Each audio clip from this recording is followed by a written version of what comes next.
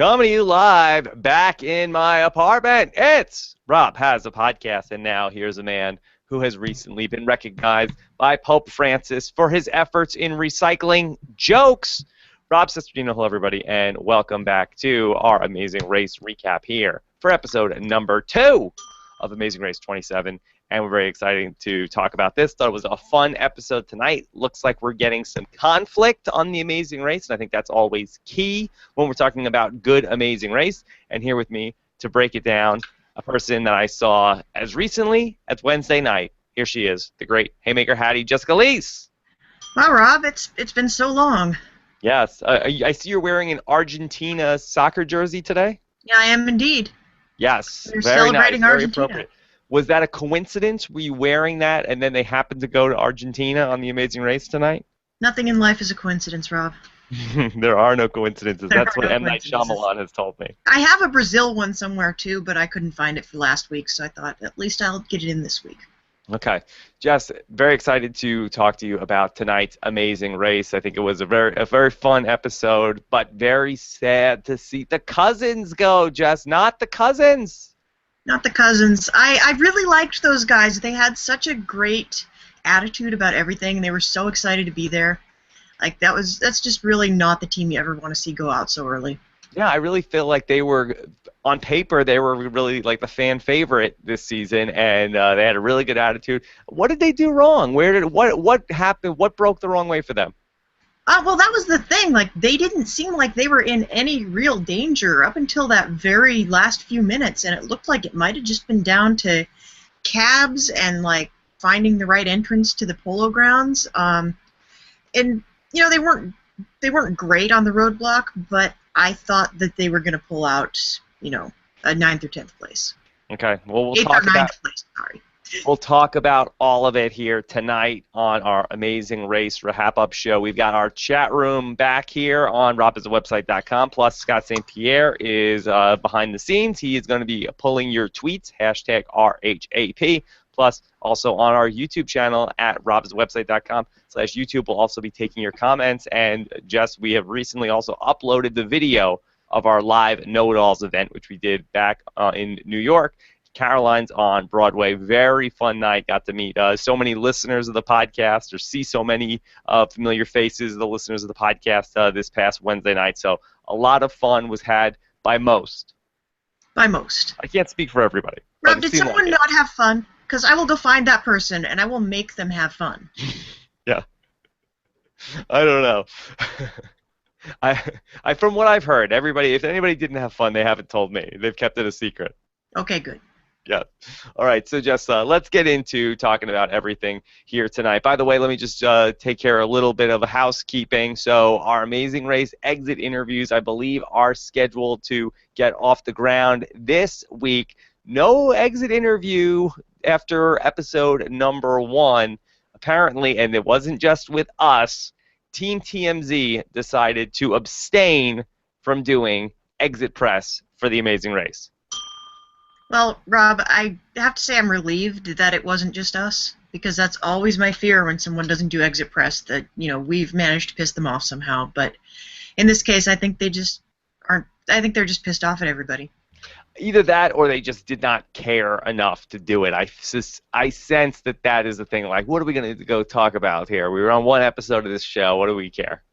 Yeah, and I don't blame them. I think if I was the first team out, I would not be keen to do exit press either. Yeah, I think it comes with the territory, but again, I don't think that they really care them. I think this was just sort of like a crazy thing that they decided to do, and ultimately, no exit press there, but we are scheduled to speak with the cousins, and again, unless I hear anything, we're scheduled to talk to them on Monday, so hopefully I have that podcast up for you guys on Monday night, our exit interview with the cousins. So that's what's coming up. Also, Jess, this past week, talked with one of the original winners of the Amazing Race, Brendan Swain. I did, and that was a fantastic chat. He had so much great stuff to say. He's been following the show since its inception, and he has never really fallen off of that, so this guy knows everything, and he had a lot of great thoughts. So if you guys haven't heard that, you should really check it out. All right, Jess, I've told you what I thought about this episode tonight. I thought it was a really strong episode after a week one where I felt like, for the most part, everybody kind of got along. I feel like we've got some conflict brewing between Team Texas and the Green Team, which is going to be, I think, an interesting backdrop to this season because I don't think either of those teams are going anywhere soon. Could be a real heavyweight fight between those two teams coming down the stretch. What was your take on tonight's episode? I thought the conflict seemed like it kind of came out of nowhere. That was a little bit strange to me, and I hope we get a little bit of backstory on it at some point. If it's going to be a major plot point this season, I don't want it to just be one of these like Abby Maria situations where somebody decides they don't like someone just out of nowhere and is like, I don't like that person, I got to get rid of them.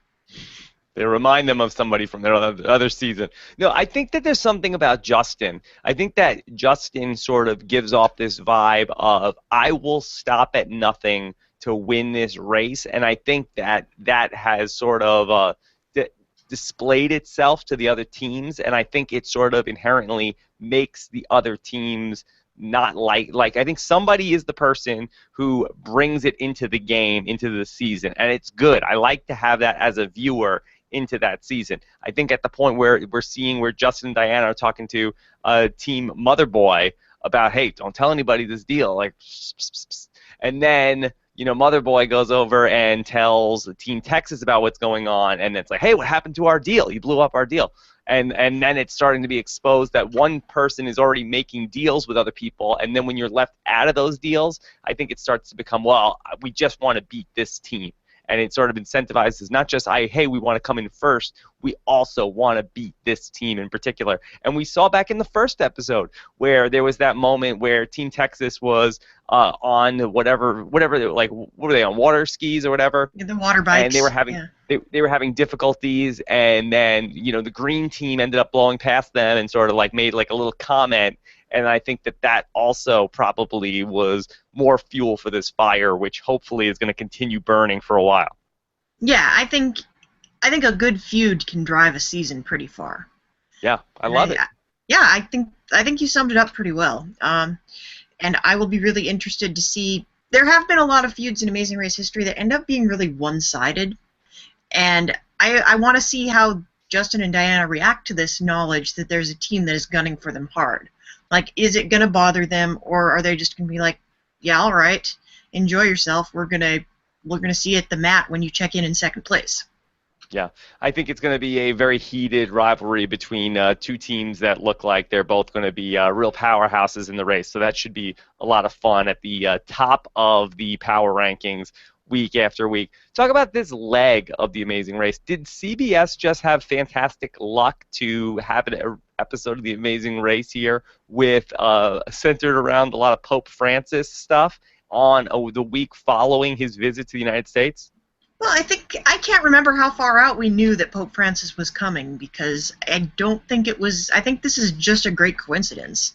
And I'm sure someone can chime in to correct me on this, but it seems like we didn't really know he was doing the U.S. visit until fairly late in the summer, so maybe it's just like serendipity. A miracle, you might say. Yes, a miracle.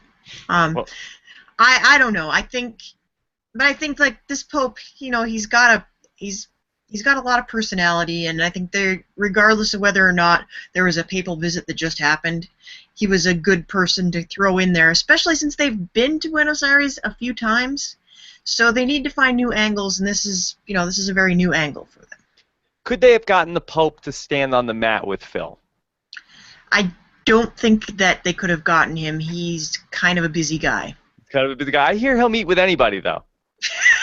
I hear that people can get rumors out on the internet that they met with him, but I'm not sure if it's true that he'll meet with anybody.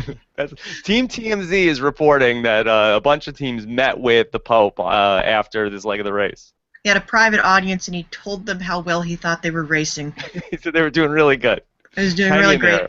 Yeah. Hang in there, cousins. Yeah.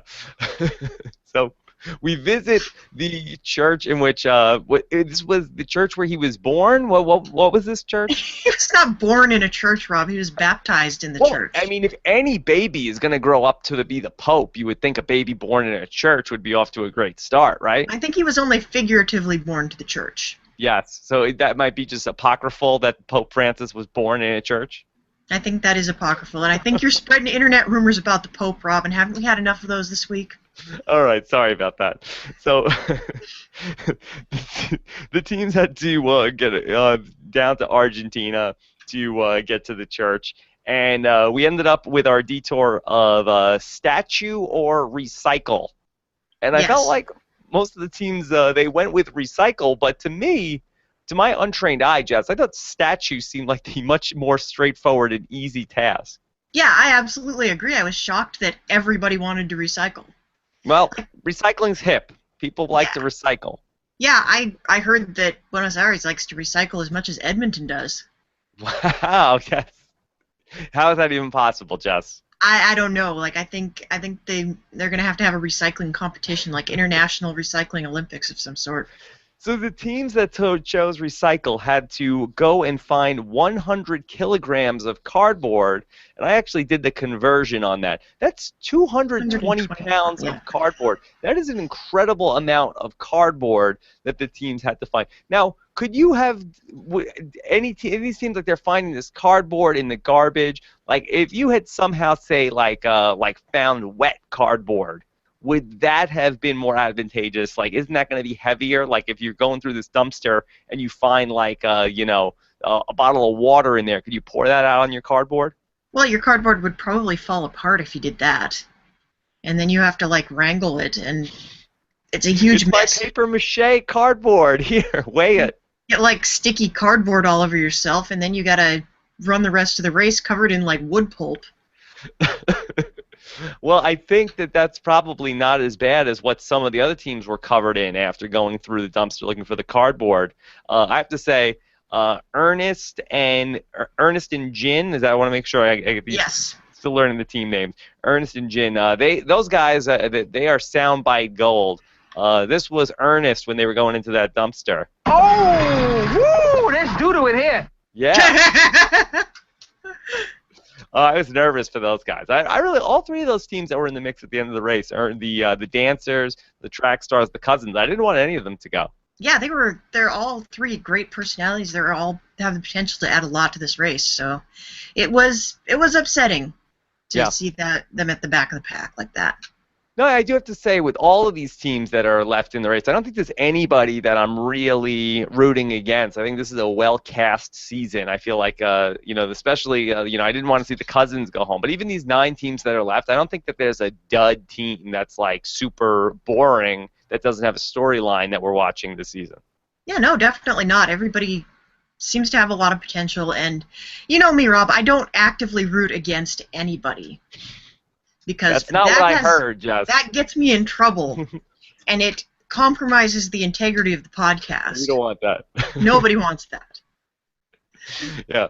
So the teams that were running around to do the cardboard. I mean, does the Amazing Race it seemed like there was a lot of similar pieces of cardboard in these dumpsters. Does production go around and do they stuff cardboard? And how would they know? I mean, how many teams did that recycle task? Was it 8 teams, 9 teams? I mean, that would be, 1,800 pounds of cardboard in nearby receptacles? Yeah, I thought that looked really suspicious when they were pulling out these, huge bales of what looked like pristine cardboard. I mean, were they seeding the cardboard bins here? I mean, I think they must have. I mean, I don't have an issue with it either. It's just, they have to come up with 1,800 pounds of cardboard. And I think it would have been interesting to see what had happened. It looked like they were hinting at this when the track stars rolled up and they couldn't find a cart. It seemed like they were hinting at the idea that there might be a finite amount of cardboard in the area that they could cover. And I thought that would have been interesting if you had somebody out on the course who was bringing up the rear and everybody else had taken all the cardboard, so they were out of luck. I think that would have been interesting to see. It seemed like, so we only had the one team that did the statue task, correct? We only had the newscasters did the statue task. Do you think was that just really far away? It seemed like that it did not take long. It seemed like it was easy, but they didn't really pick up a lot of time. Yeah, it seemed like maybe there was a component of self-navigation to that, which I think might have turned a couple of the teams off. Because it's not an easy city to navigate. There's a lot of traffic. There were a lot of variables that you couldn't control, whereas I think the cardboard one seemed a lot more straightforward. It was a night where we also started to see some internal conflict also emerge. Specifically, it looked like Team Paparazzi, not Poparazzi, but Logan and Chris. Even though they had a good week overall, it looked like there could be some tension there. We could see some more blow-ups between Logan and Chris this season. Yeah, and that also seemed kind of immediate. Like, it was like somebody flipped a switch and all of a sudden they were mad at each other and you didn't even see really why.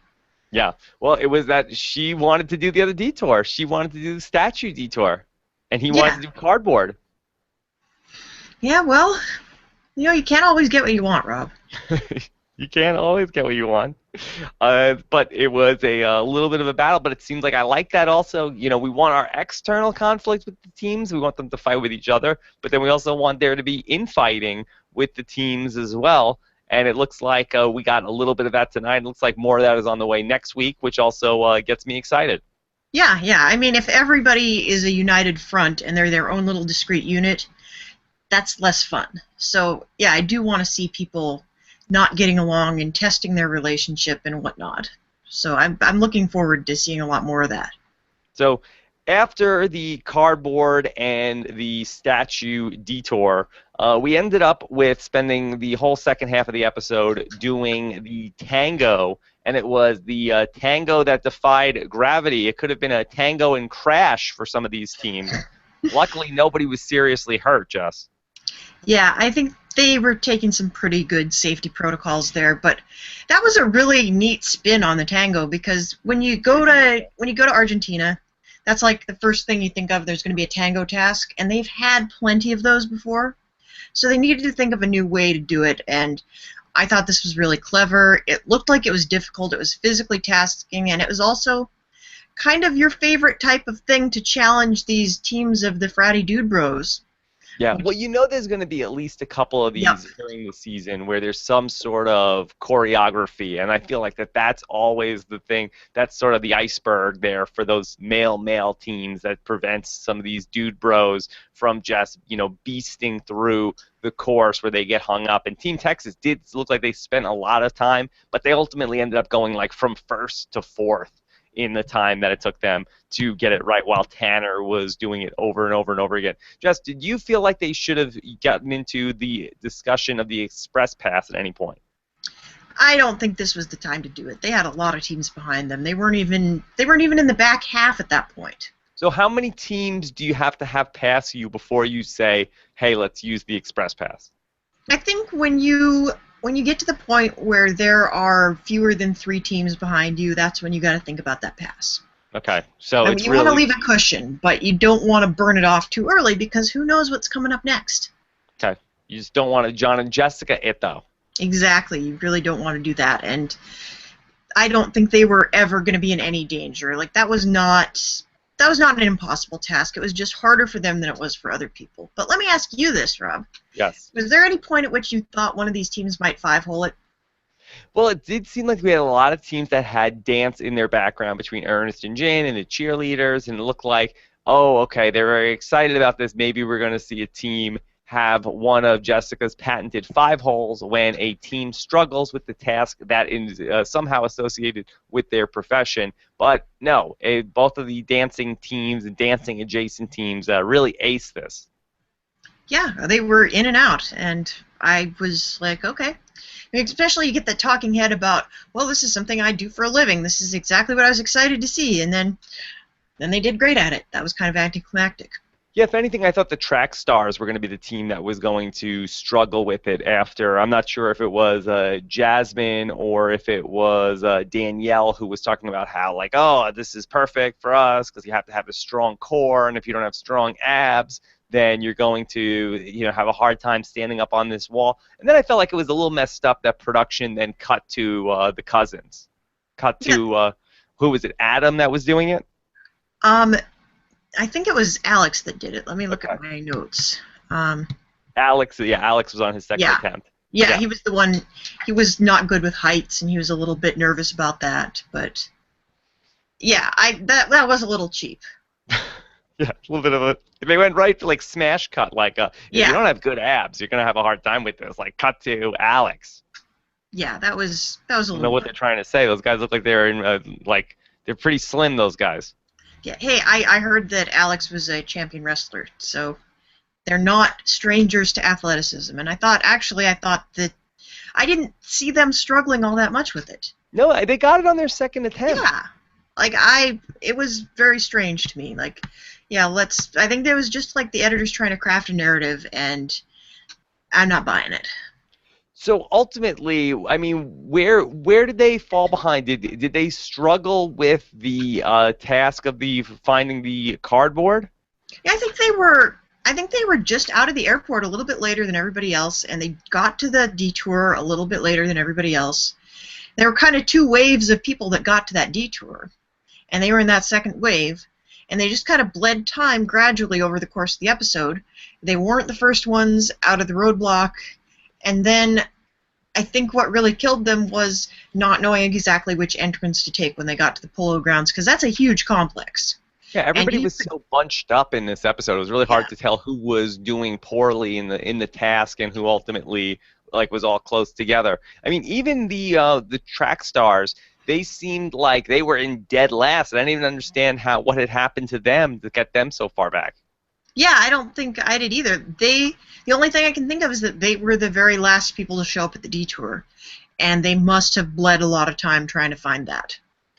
It seemed like finding a cab was also especially difficult in this episode. It seemed like the only people that got cabs easily was when another team jumped out of their cab and another team took over a cab from the other teams.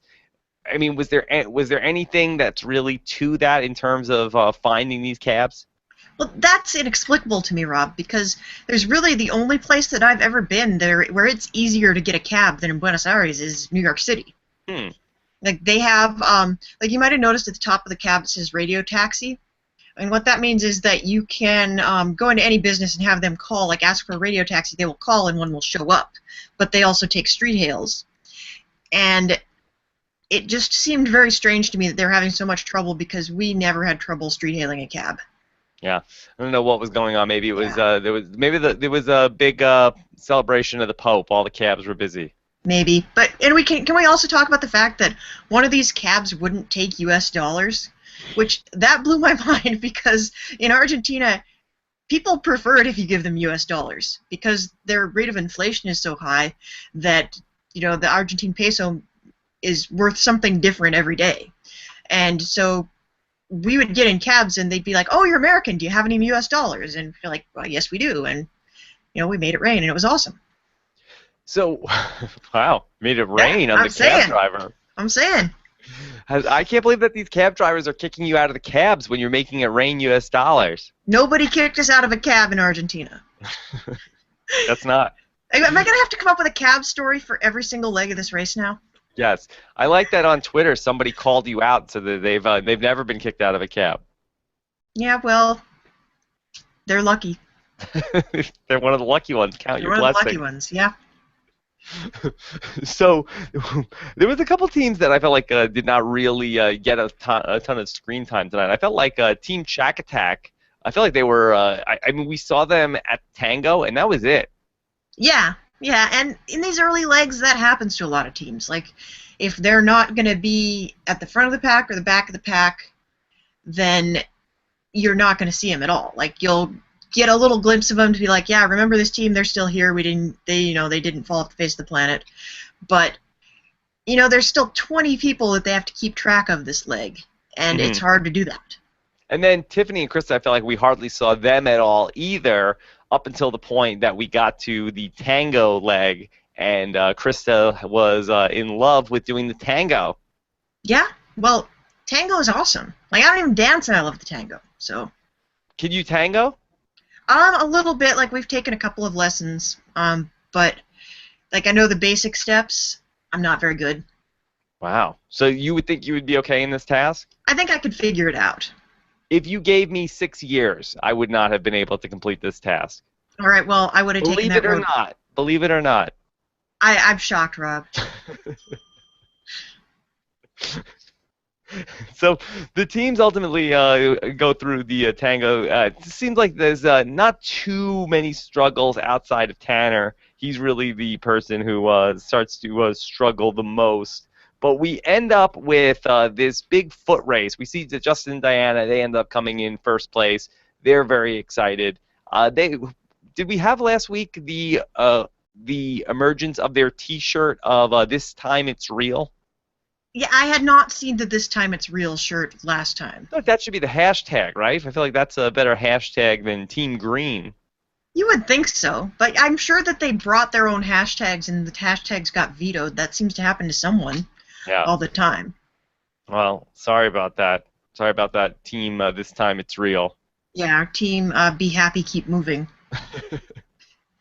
So they end up coming in first. So we end up with this big climactic showdown, a foot race for second place. And we have that between who's there? That's Team Texas. That is Mother Boy and Logan and Chris, right? Are they Right. they're in the mix? Yeah, And they're in the mix. they're in the mix, and so there's this big foot race in Team Texas. They've got a beast past Mother Boy, and ultimately we see that they get to the mat. They won the battle, but did they potentially lose the war? As I believe Tanner seemed like he blew out his hamstring. And as a sports fan, this is where I base all of my. I've been lucky enough not to ever pull a hamstring, Jess. That involves like running around and stuff like that. But in terms of what I see in sports, I know if any of the players on the teams I root for, they say, "Oh, pulled a hammy," I know they're done for like 2 weeks. Yeah, I mean, this could be problematic, and I think they're going to feel really, really stupid if he pulled a hamstring and it cost them the race because he wanted to get second place over a 51-year-old woman. Now, in fairness to Team Texas, they don't know ultimately that they're playing for second place and they're trying to get a prize, I guess. Well, do they? Because they saw Justin and Diana leave considerably before they did. Well, you could always say that Justin and Diana could have gotten lost. Like, it wasn't like it was a foregone conclusion that Justin and Diana had already won. It wasn't like they were standing on the mat. So you could certainly envision a scenario where Justin and Diana got lost and never made it to the mat. I suppose so, but I'm not sure. Like, I know I'm not getting eliminated. I'm not necessarily going to sprint it out if I am not certain that, if I'm not 100% that I'm going to get first place if I win this sprint, I'm not going to sprint. Yeah, I also think that it's potentially the kind of thing that could get you a U-turn. Isn't that the kind of thing that's going to piss off some of these teams where if you have to blow past them to get to the mat to get ahead of them? I mean, I know if it's for first, I mean, maybe it's worse if it's for first and you like screw another team out of a prize. But if it's for second place, for third place, doesn't that come off as looking very petty? And isn't that the kind of thing that maybe Mother Boy says down the road, like, why don't we U-turn Team Texas? That really rubbed me the wrong way. Yeah, I could see that happening. I could see them being, feeling a little bit like that was very unnecessary. And kind of, if you want to get that team out, like, that's already going to be a team with a big U-turn target on their backs just because they look so strong on their face and they seem pretty driven and they're cultivating these rivalries. So I could definitely see Mother Boy coming down on the U-turn. And Denise and James are really that's a fun team for me to watch. Denise really has also been TV gold for me. I like this when she said this tonight. I made you! You came out of my belly! Is that? Do we learn there that that James came into the world via a C-section? I tried not to think too hard about that. That seems like something that's between a mother and a son. But I agree. She's got such a great spirit, and they've been really fun to watch. I'm almost dreading next week because I know they're going to start to yell at each other a little bit, and I never, I like them both. I don't want to see them mad at each other.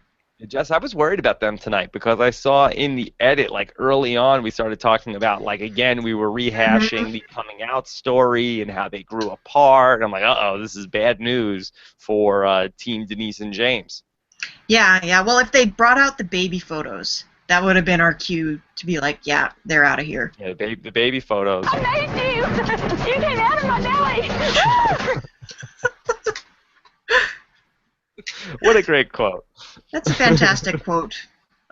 You should go see how it goes over if you use that on Dominic in front of Nicole. So you want me to say to him, I made you, you came out of my belly? I don't know. I don't know where I'm going with that. I'm just thinking of more things you can Snapchat. Yeah, Jess, I don't need more things to get me in trouble at my house. That I really like. I was in always trouble. do. I was in trouble when I left. I came back, and it wasn't long before I was in trouble again. Not good. I think you do. I think you always do. I don't need any help. Thank you very much. I'm right. not very good help anyway. Yeah. So ultimately, we had a Justin and Diana at the top, and then a now injured Team Texas here. Do you think that this will ultimately be a problem going forward for Team Texas? Are we looking at a potential Dave and Connor situation, who also had where Dave injured himself back a few seasons ago trying to get to the mat in a sprint? Sprinting to the mat at leg 2, I believe. Uh-oh. The curse of Dave is back. Oh, no. Yeah, are they going to find themselves rapidly aging overnight? Like they drank from the wrong... Like from the wrong grail? Cup? Yes. They chose poorly. You got the Dave Achilles heel. I'm totally, as soon as we get off of this podcast, I'm photoshopping this. I'm putting Dave's face on the grill night. But do you think that this will ultimately be a major setback? Is this potentially a game-ending setback for Team Texas?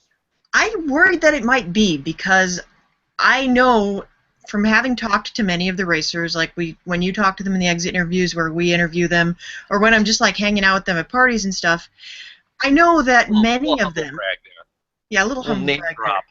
there. Yes. But having spoken to a lot of racers between the two of us, we know that there are many, many injuries that happen on this race that we never get to see. And some of it is just people like kind of exaggerating, I skinned my knee, so that was why we didn't win. If I hadn't done that, we would have won. But a lot of it is people hurt themselves and they don't say anything about it, and it doesn't necessarily end up playing into the story. Okay, so Jessica, if I'm reading between the lines, I believe what you're saying is that this is Chekhov's hamstring. Chekhov's hamstring. Damn Skippy. Wow. So you feel like, could they have hidden that in the edit? I mean, he does sort of pull up lame, and he does say my hamstring, and Phil does ask him about it at the mat. You think that if it wasn't going to be a factor, you think that they would not have even shown anything of it? I mean, isn't that at least a good TV moment? It is a pretty good TV moment, and I think it might have been a hard edit to make to get that piece out of it. But I think what we will see one of two things happening at the beginning of the next leg.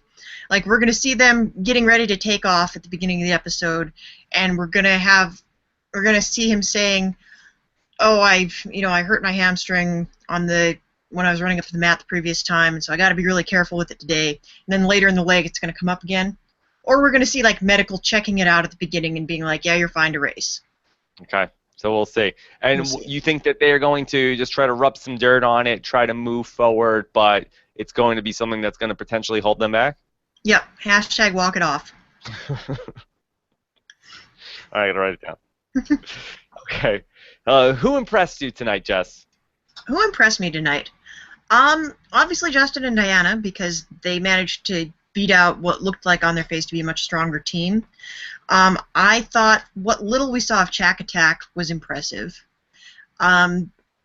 We really, at the front of the pack, we didn't see a lot of people. I thought Kelsey and Joey made a great decision to go after the other detour, because it frequently happens, like more often than not, people that pick that other detour when everyone else is doing the other one end up kind of making up some time on that. Did you feel like that they were headed for disaster? I felt like a little bit. It was a tough edit to read because Joey's like in the back like, well, I'm just going to let Kelsey handle this. She's good with directions. I'll be back here with the torso and the legs and throwing them in the bucket. Well, I was more worried that something was going to happen to the torso and legs. Yeah, it almost made it seem like, they left something in the van. But no, everything went off without a hitch. Or something's going to break. Yeah, something was going to... You know, they're going to leave something behind. Yeah, or like, just kind of trail shards of broken statuary the entire way back to the garden. But terrible. What a disaster. Let's go back to Ernest and Jin, who I love these guys. They're my favorite team, I think, or at least for TV. They're the funniest team. But I don't understand why they're in 10th place. I don't know what they're doing. What I liked about them coming into this season was I really love the hustle on these guys. I love the drive. They're talking about we can't lose. We'll go back and then we have to sleep in our car. But I just feel like I'm not seeing that hustle on the race. Like I don't feel like these guys are playing so far like a team that's going to go back to living in their car. Yeah, because I think. Here's the thing, Rob. I don't think these guys are racing to win. I think they're racing to be on television. Well, to speak to that point, what was this about, this scene when they were getting ready to go to Argentina? Hi, welcome to the airport. Travel safe. Yeah. What was that about? I was hoping they were like shooting a new TSA video. Because I would watch that. Like, I don't even understand what they were doing. Yeah, I'm not sure either. It was entertaining. I liked that bit. But yeah, I think as much as they talk about how they're doing this to like improve their lives and to not be homeless anymore, they're not here. They're not here to win $1 million. That's not their wait, hold objective. on. Are you saying that they are trying to be the author of their own fate? That they're putting forth this narrative? This narrative is coming from them more so than from the show. I think the show asks the right leading questions, but I do think they have also. This is not their first reality show, Rob. Oh, you think that's a smoking gun? Ernest is already preparing for another reality show that will be his fourth. Fourth reality show? Yeah. Amazing Race All Stars? Mm. Give me the IMDb. What are his credits? Well, he was on by himself. He was on So You Think You Can Dance. Okay. And he's been on 2 different seasons of that. Does that count as 2 shows? That counts as 2 shows? No. This is 2 different seasons. I think he made like I don't watch So You Think You Can Dance, but it looks like they have sort of a Hollywood round like they have on American Idol. And he made it to that, but he didn't make the finals either time, I don't think. Okay. And he did some really amazing work, and I definitely recommend everybody check it out because he's incredibly talented. And then he and Jin were both on America's Best Dance Crew. Okay. And I believe that one of the things Ernest does is he is a dance coach at a studio in Vermont, and he brought he brought one of his troops that he coaches to audition for America's Got Talent, but I don't believe they made it onto the show. And now he is training to be on American Ninja Warrior. American Ninja Warrior, wow.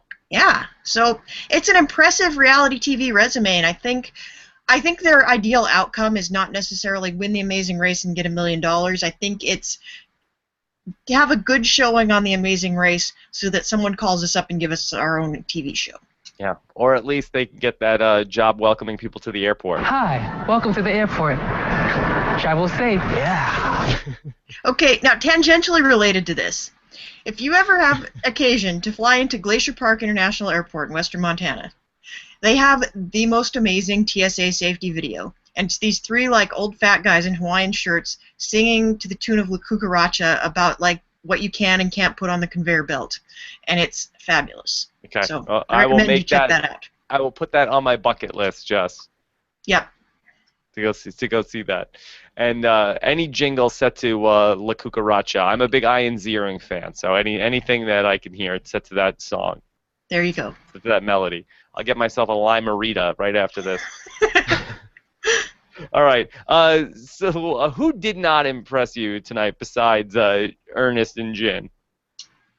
Well, it was really hard to tell. I don't think anybody did anything, overtly boneheaded.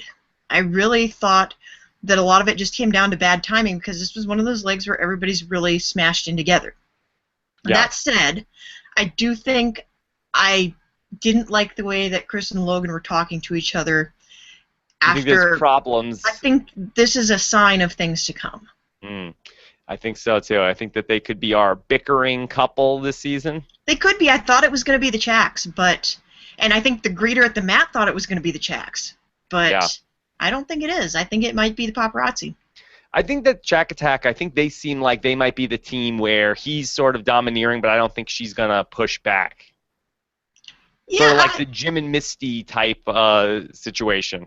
I don't know. He doesn't strike me as that intense. Well, when they were doing the puzzle back in the first episode, like Mhm. she was making some suggestions, and he was like, "No, I got this, I got this, I got this," and so and she wasn't really pushing back, and not that necessarily that is what you should do, but I feel like if that was Logan and Chris, I feel like that would have been a blow up there. Yeah, I think that's fair. Okay, so we'll see ultimately what's going to happen with those teams coming up on next week. Anything else about this episode before we get to the questions, Jess? Um, I I think we're knocking it out of the park in the greeter department this season. Like Yeah. we're 2 for 2 here. Like that what'd guy you was think of- great. Well, what did you like so much about last week's greeter? That she was cute? I liked that she was kind of fielding these comments about her appearance. Like there's a lot of extra clips of them chatting with her, and she's very personable and she's very fun. Okay. And what did you like about tonight's greeter? I liked that he had editorial comments to make, and I liked that he danced the tango with Krista. That was pretty cool. Mm-hmm. Sure. I don't know, Sure. he was fun. Did we witness the best moment of the season for Krista and Tiffany tonight? No, there's more to come. There's higher highs on the horizon. Higher highs. Yeah, Okay. All right, we'll see. We'll see. She did do one hell of a tango. she did. She did. All And right, she was Jess. so pumped up at getting to dance. Like, that was fun. Yes. So let's go ahead and get into some of our questions. This is from Thomas M. Sevi, who says, "So happy they did away with the selfies. Have they ever had such a solemn setting on Amazing Race?" I guess we're talking about, what, the church? Yeah, this is not even cracking the top 10 of solemn settings on The Amazing Race. Yeah, let's go back to the selfie part of it. Are you happy they stopped doing the selfies this season? Yeah, the selfies were taking away from the show.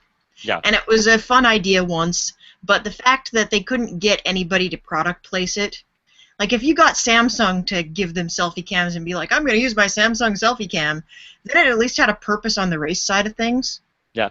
But, I yeah. agree. I think that the selfie thing is sort of played out, but I do like the idea of teams like doing their own sort of confessional and things like a Snapchat where you could just sort of like, talk to the camera. I know not everybody would do it, but I feel like that you might get some good stuff from teams like as they're going along, sort of like Blair Witch, like just talking about what they're like.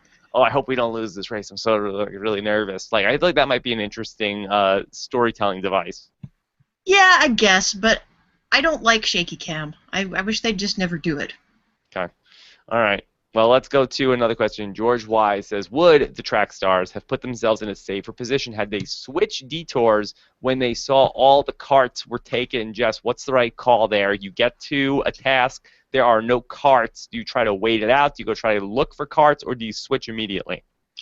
That was something I wondered a lot about too. Like, I have to imagine that the other task was far enough away that they worried that they were going to lose time, especially since they knew one other team had already gone to do that task. So I think they probably weren't there very long before they figured out how to get a cart. Like, I think that was kind of played out for time. Like, they got there, no carts. What do we do? Look around for carts. Oh, there's a cart. I think that's literally all the time it took. Yeah. Okay.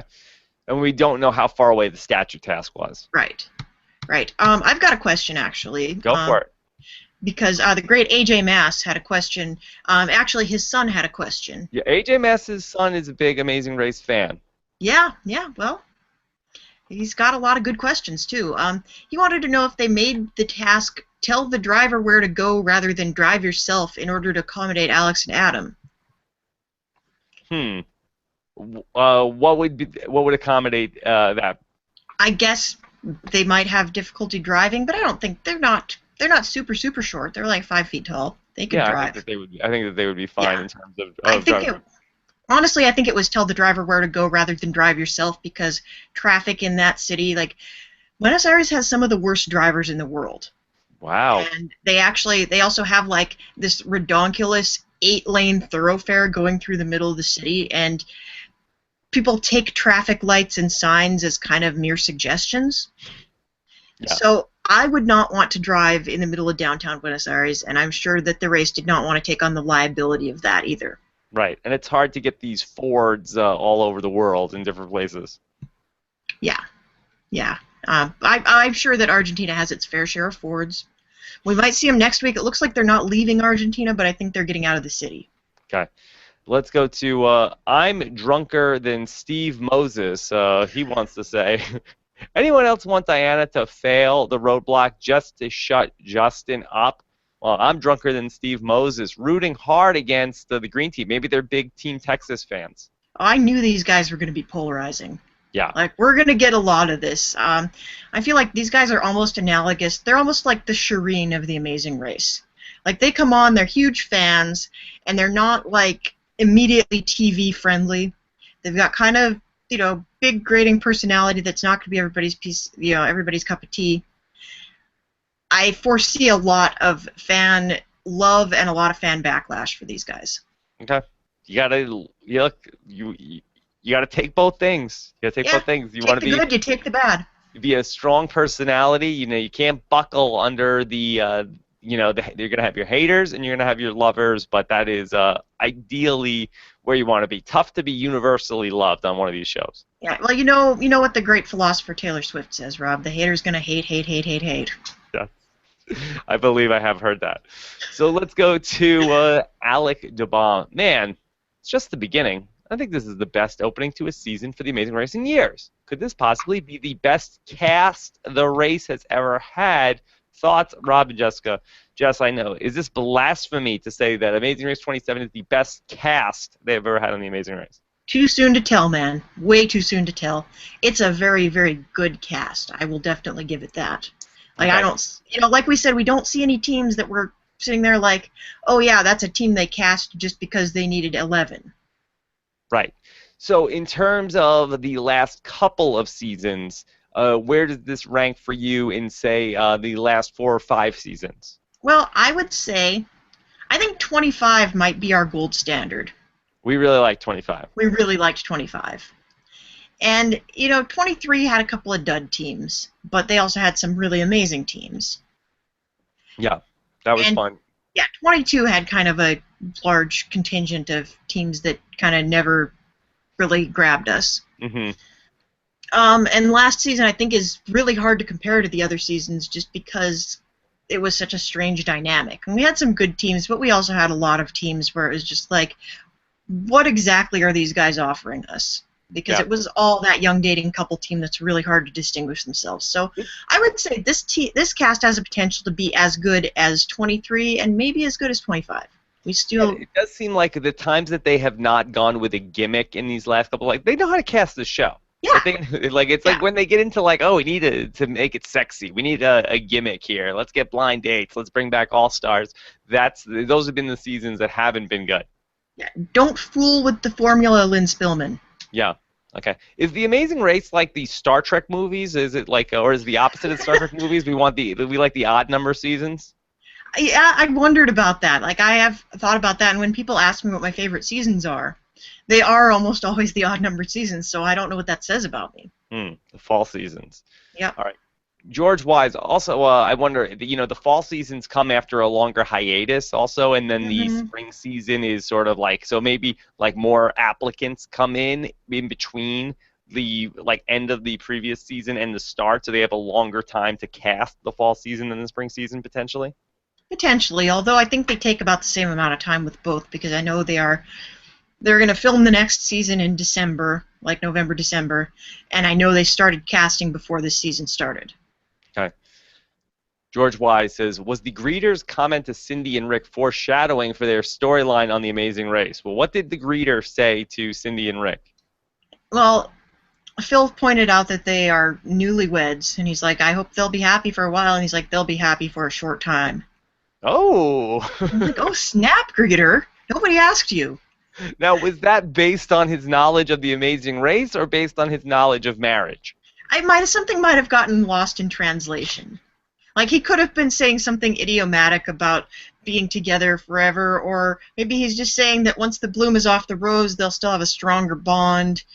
It was really hard to tell. Is that an Argentinian parable? Marriage lasts forever, but happiness is short-lived? I don't know.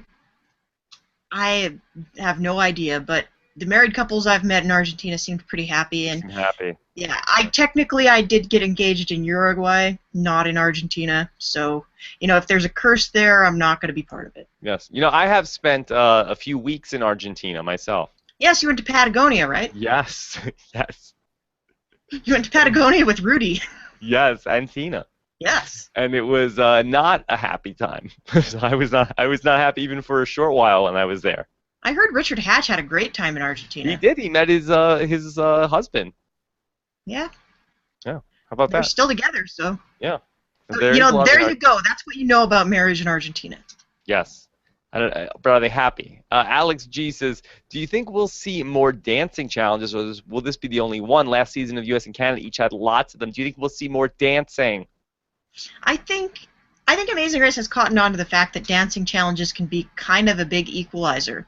When you have a lot of really physical challenges, there's kind of certain teams that rise to the top that aren't necessarily, we've talked about this a lot, the kinds of teams that would be really strong in other types of legs aren't always the strongest when it comes to the dancing challenges. So I can see why we've seen a lot more of them lately. Yeah. Do you like them? Are they good TV, the dancing challenges? Almost always. Yeah. Especially when there's like one team that can't get it. It really is pretty good. Yeah, and it's That's the Mark and Bopper syndrome. Yeah, the best is when one team is not getting it so much so that you yourself figure out the dance before they do on the screen. That has not happened to me. That's happened to me a couple of times. Yeah. Wow. So how did they pick the partners on the tango? It seemed like it was like first come, first serve with these partners. I think it actually might have had something to do with strength, because it looked like the actual dance partner had to do a lot as far as like supporting the weight of the racer. So I think that might have been the reason you had a lot of guys dancing with guys, and then you had like the cheerleader dancing with the female dancer. Yeah. I think a lot of that was because they had a lighter person paired with a lighter person, and the heavier person paired with someone who could support the weight. Okay. All right. John Johnston wants to know: do the racers know that alliances don't work on the Amazing Race? This is Survivor. Jess, would you be so bold as to say alliances don't work on the Amazing Race? I don't think I would be so bold as to say they don't work. I would say they are not an integral component of racing, and I would say that if you're good enough, you can win without them. But I have seen cases where they help people. It's just when people get so up in their head about, I'm with this person, I'm not with this person, there's only like 3 or 4 points where that's useful on the race. It's not like Survivor, and I think the people that come into it approaching it like Survivor have a hard time. But it's useful in some regard. Are you better off to be part of an alliance, or are you better off like a green team, like a Justin and Diana, and to say, hey, screw everybody, we're in this for ourselves, and we have to win everything we can? Well, I think you don't want to make it hard on yourself. I don't think you want to court alliances, but I think this is kind of like Survivor. You don't want to go out courting the alliances and forming them yourself, but when everybody comes to you, approaching you and asking if you want to be in one, just say yes, and just be nice to everybody. Yeah, I feel like with the Amazing Race, I feel like you don't want to seek out those alliances. Just like with these survivors with the pregame alliances, I always say, okay, well, you don't want to be the person making the phone call, but answer the phone if it rings. Exactly. And I think that you do want to sort of have a positive interaction with all these teams. You just don't want teams actively trying to screw you. Yeah, that's the problem, I think, with kind of saying that you're going to be the lone wolf or the Ronin and kind of do your own thing. Because that just says, I don't need you guys and I don't care about you guys. And in the end, it is a competition, and everybody needs to keep that in mind. But there's also no reason to make enemies. Yeah, it's a long competition, too. And you don't have to, burn your fuel to win leg 2 of the Amazing Race when, you still have, 10, 11 legs to go? Yeah. Well, and Alex G just reminded me of something, and the point that's being made here is a little bit different, but Justin and Diana are already starting at a disadvantage because they were on an entirely different flight from absolutely everybody else. And LA to Rio, I know New York to Rio is a 14-hour flight, so I would have to imagine they missed out on all that bonding that they could have had with the other teams. So they've got to catch up. Socializing on the plane? I would imagine if you're on a flight with a bunch of people if you're on a flight with 18 other people you're going to talk to them on the flight. And you just like they don't film that, but it happens. Yeah, they don't like separate them on the flight and let them like be not allowed to talk. Like in the moments, like in something like Survivor, where if there's any sort of like off-camera thing that's going on, like they shut it down. Nobody's allowed to talk during that time. But on The Amazing Race, you can just have whatever conversations you want to have with people. Yeah, and they do a lot of talking to random citizens that are on the plane too. Like you get tips from people. You're like, well, I'm going to Buenos Aires. You live there. Where do you think they might send me? Like, what are some good landmarks? Like, how do I say I'm in a race and I need to go fast? Or how would I get to, like, what are the main thoroughfares? Like, that would be something I would want to try to do as much research as I could on the flight. How do you say thoroughfare in Spanish? I don't know. I would probably just say Avenida. Okay. Dan Loken wants to say, what are the pros and cons of telling a team entering a roadblock what the task is before they choose who does it if you're a team on the way out? Well, see, this is where maybe an alliance comes into play. Maybe like not pissing someone off has them tell you like they're coming out, you're coming in. It doesn't really hurt them to say, "Oh yeah, it's a dancing task, and you dancing person should do it, and not you person with 2 left feet." Mm-hmm. Like that's one of the few instances where having friends on the show is going to help you. And it also is nice that they don't tell you the wrong information because they hate you. Yeah, well, that would only work once. Right. But we've seen it happen before. Oh yeah, we've seen it happen before. Yeah. But then it usually they make a huge deal out of it. There was also another moment from this episode where we end up with Jasmine and Danielle. They're running and they're gonna try to run to the Polo Stadium. And they're saying, like, oh, but I don't have my shoes on. And she's like, I don't care. If we win the $1 million, I'll buy you new feet. Is that a good deal? Well, not if she's got a track career. I mean, they got to be really good feet. Is that going to cost more than $1 million? Yeah, but couldn't you be like one of those, like, Blade Runners? Like those Oscar Pistorius shoes? Yeah. Yeah, that guy, could be too a whole soon. different career. Yeah, too soon. Too soon. All right, let's do, what is it, 1 or 2 more questions. Yep. Spicy Wasabi, pulling a hamstring is a big deal. Should Texans just use the express pass next leg to heal? That's interesting. Skip a leg to save a leg. Well, they can't skip a whole leg. They can skip a task. Skip part of a leg to save part of the leg. We call that the Dave and Connor, right? Mm-hmm. Yeah, so I could see them. It depends. Like, I think they will last at least 1 more leg because they do have that advantage in their back pocket.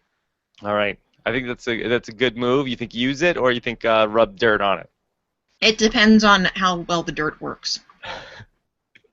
And if it's dirt in the first place or maybe. Oh, woo! There's doo-doo in here. Oh no.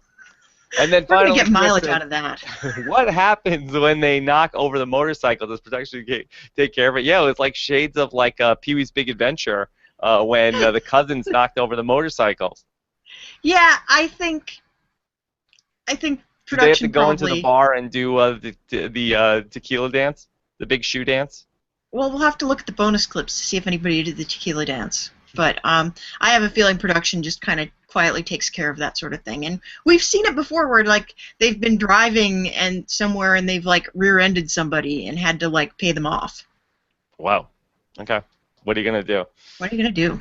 All right, Jess. So we'll see what happens next Friday night. Looking forward to the season. There's good season of The Amazing Race. Off to a good start. Yes. Very good so far. I'm having a great time. Having a good time. Chekhov's hamstring is the hashtag here tonight. Yeah, and Chekhov, this is kind of an old school Amazing Race joke because there was a whole task that hinged on people not being able to spell Chekhov. So Chekhov is Chekhov, guys. Not like the person who was what was Chekhov's official title? What was he? Was he the helmsman or was Sulu the helmsman? No, I think that's Sulu. I feel like he's more like sort of like an ops guy. Yeah, he was like an ops guy, but he spelled it that way too. Pavel Chekhov and Anton Chekhov spell their names the exact same way. Okay, so it's Chekhov? Yes. Okay. Yes, Chekhov's hamstring, guys. There you go. All right, so good show tonight, Jess. Good yes, work. Great show, Rob. You're in rare form this season. High five. You're locked in. There you go. All right. So, Jess, anything special coming up? We got the blog coming up for the Amazing Race. Yep, got the blog coming up, and I am in Twitter talks. Maybe not anything directly related to Amazing Race 27 at the moment, but I am in Twitter talks to have a conversation with a very, very special Amazing Race guest. And once I figure out if that's going to go through or not, I will let you guys all know. But you guys will be really excited if this comes through. Wow, what a tease! Yeah, I know. I'm the worst. Very special Amazing Race guest. Yes. All right. Can we guess in the comments? You guys can. Well, I think if you're a patron, you probably already heard. So, if you're not a patron, you can go ahead and guess in the comments. All right. Can we just look at your Twitter feed to see who you're talking to? You could probably look at my Twitter feed to see who I'm All right. talking If to. you want to start the investigation, go to @HaymakerHattie on Twitter. I am at Rob Cesternino. We've got a lot more coming up because, Jess, we're talking again tomorrow, correct? Yeah, we are. We're talking at noon tomorrow. All right, Jess and I are going to be talking over on post-show recaps. We're starting a new weekly show about scripted TV with myself and Josh Wigler and Antonio Mazzaro. And this week we are going to be having Jess on as a guest to talk about the new Muppets TV series, which has now aired 2 episodes. Jess is a big Muppet file, and we will be talking about this new show and whether or not Jess likes it and whether we should be checking it out. Yes, I have a lot of opinions. Yeah, and we will be getting them. Jess, can I give a sneak preview of your opinion? Yes. Oh, woo! There's doo-doo in here. Is that true? I'm not giving anything away, Rob. No sneak previews. All right. So check that out. We're going to be actually live at noon Eastern on blab.im, which is another site I like to use to do streaming video and chat. It's a very interactive site. Now we'll tweet out the link if you're following us to check that show out as well. Plus, I'm going to be doing our Survivor voicemails with Jim Rice this week, so I'll be recording that as well on Saturday after my travel back from New York after my trip to the airport this morning. Hi, welcome to the airport. Travel safe. Yes, I did. It was so nice. It was so nice. No baby on the plane with me today. I was just sad and I was on my laptop the whole time. It was lovely. That's beautiful. So, lovely. Whenever Ernest and Jen end up doing an exit interview with you, you're going to try to make them stay on the line and give you sound bites, right? I'm just going to ask them leading questions for sound bites. I hope you do. All right, so thanks so much. Looking forward to seeing what you guys have to say in the comments. And have a good one, everybody. Have a great weekend. We'll talk to you again soon.